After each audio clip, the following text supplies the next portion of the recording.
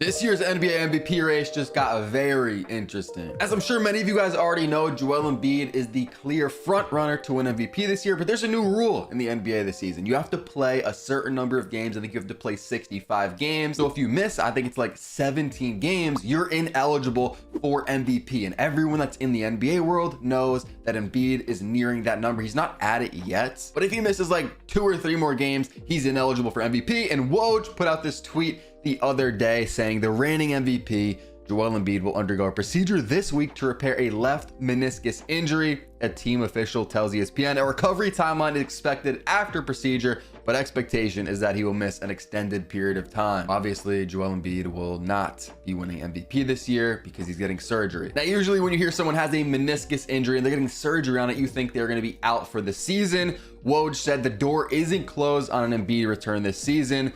So at least there's that. He's not going to win MVP, but there is still a chance that he returns the season. And for someone like me, I really wanted to see what Embiid could do in the postseason, because obviously we know Embiid has not had a lot of postseason success. And right now, this season, obviously before the injury, he's having one of the best seasons that I've ever seen an NBA player have. And so before we get into the other candidates for winning MVP this year, because now the race is going to be very interesting. You got a ton of different guys. There is a favorite. Obviously, there has to be a favorite, when you talk about the odds, but there isn't like a clear-cut favorite. Like, now this guy is definitely going to win MVP. There's a bunch of options. But taking a look at the season Embiid was having, he was averaging 35.3 points per game since I've been alive, and since most of you guys have been alive, unless you're like, pretty old. So sorry if you don't qualify for what I'm about to say.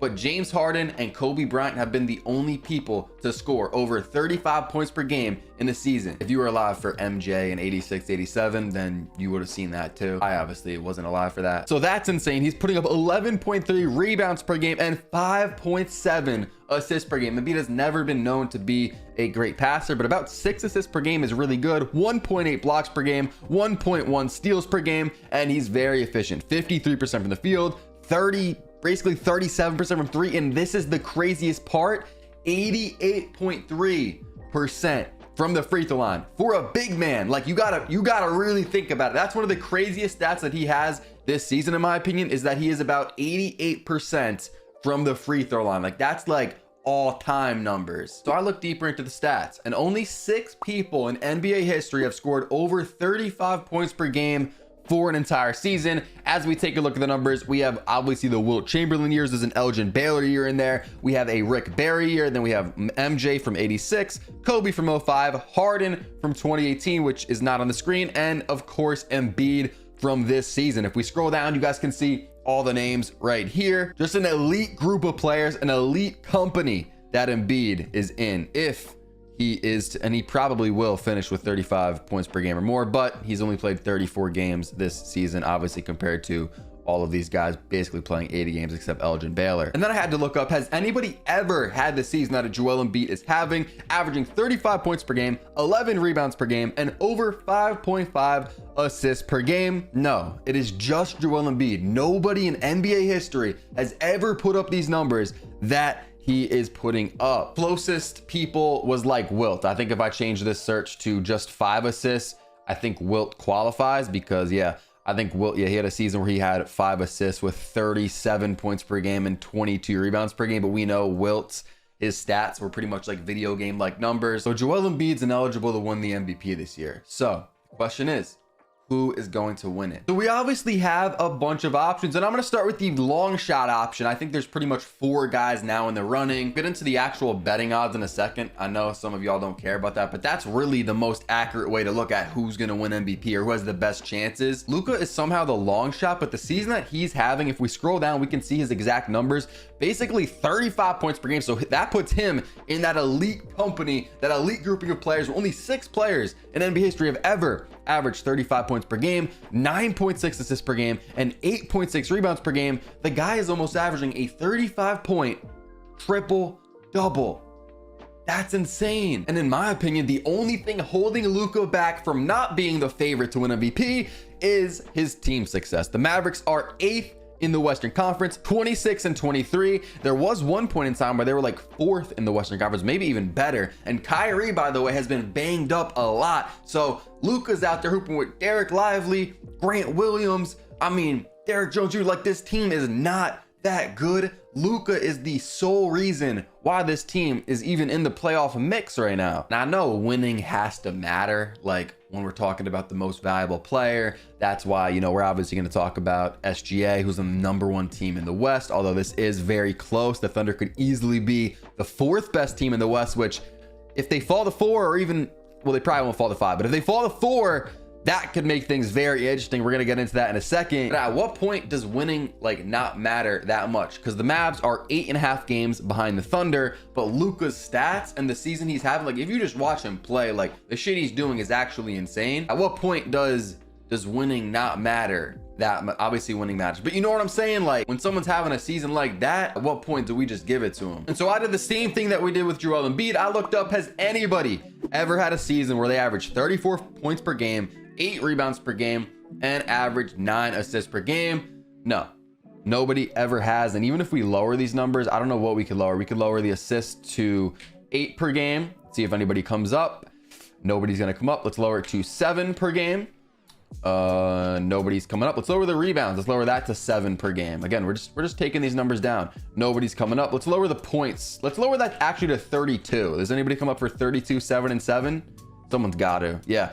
MJ and actually Luka from last year. So that's how crazy of a season Luka is having, but obviously the team success really isn't there. And something else that I think Luka has is the narrative. Luka had a game earlier this year, which, unless you were living under a rock, you already know about. He scored 73 points in a game. That is 4th highest in a single game ever, behind only Wilt, Kobe Bryant, and another Wilt game. So he's got the narrative. If the Mavs can start winning a little bit more and, you know, rise in the Western Conference standings, and also I think if the Thunder drop, and possibly even the Nuggets, if they drop to 3 and 4 in the West, that will obviously help. But to me, the season Luka's having, I think anybody can say it's an MVP caliber season. Except there's a ton of options for MVP this year. There's like 5 different, maybe even 6 different guys that are having like MVP caliber seasons.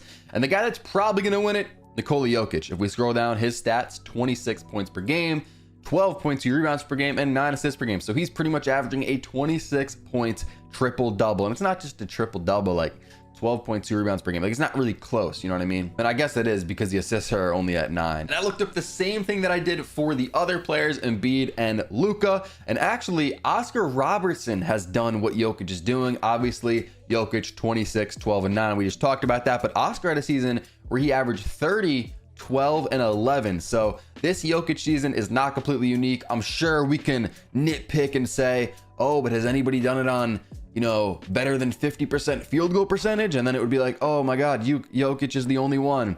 But if we just take the points, rebounds, and assists, which is what we're doing for all these players, Oscar has done this before. The next option is a guy that I feel like a lot of people, a lot of fans want to see win the MVP now, and that is going to be SGA. I think Jokic is kind of like the pick, but he's kind of the boring option. We've already seen him win 2 times, and that kind of has to do with voter fatigue. People get bored of seeing the same guy win MVP every season. That's a reason why LeBron back in the day, personally, this is kind of random, but why I think Derrick Rose won it over him. I think LeBron would have won 5 straight. I could be wrong. I think he would have won 5 straight if it wasn't for Derrick Rose randomly winning it that year. But voters get fatigued. Fans get bored of seeing the same thing. And SGA has obviously never been really in MVP talks. And what he's doing is crazy. 31.1 points per game, 6.6 assists per game, and 5.7 rebounds per game on really good efficiency. 89% from the free throw line, 35% from threes, not the best, but defensively, what SGA brings to the court, brings to the table every single night. He's one of the best, if not the best, guard defender in the NBA. He's probably not the best, but he's up there. 2.3 steals per game. I'm pretty sure he leads the league in steals per game. I don't think it's that close, and also averages about a block per game. I had to go see, has anybody had the season that SGA is having before? And a lot of people have. Oscar, Jerry West, MJ, LeBron, Russell Westbrook, James Harden, Luka, Giannis this year, and Luka this year. So SGA not really having that unique of a season. But again, of course, if we factor in, you know, his steals per game, actually MJ has that, so that wouldn't do it. But if I guess we factor in his blocks as well, then yeah, SGA has, you know, no one's ever done this, what he's doing. But we're nitpicking again. If we just look at the points, rebounds, and assists, SGA is not having the most unique season ever. But obviously one of the reasons that SGA is in this conversation is because the Thunder are the 1 seed and SGA is the leader of this team, and no one expected the Thunder to be here. A lot of people thought they'd be around, you know, the 8 seed, maybe the 7, the 6 seed. And especially in a loaded Western Conference, it's just crazy impressive that the Thunder are 35-15 right now. And we're gonna get into the actual odds in a second, but Jokic is ahead of SGA, and if SGA wants to win the MVP, honestly, I don't think their stats are gonna change that much for the remainder of the season. So obviously they got to keep putting up the same numbers,